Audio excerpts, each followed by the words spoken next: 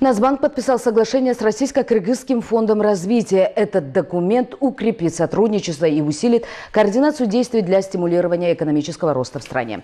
Подписание соглашения является очередным шагом в процессе интеграции и адаптации кыргызской экономики к условиям Евразийского экономического союза.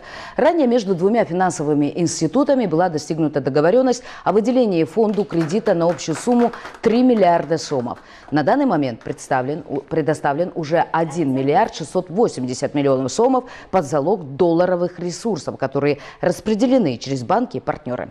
Их на сегодня уже 7. Инициатива Российско-Кыргызского фонда развития о запуске сомовой линии кредитования направлена на поддержку представителей малого и среднего бизнеса республики, которые заинтересованы в получении кредитных средств в национальной валюте.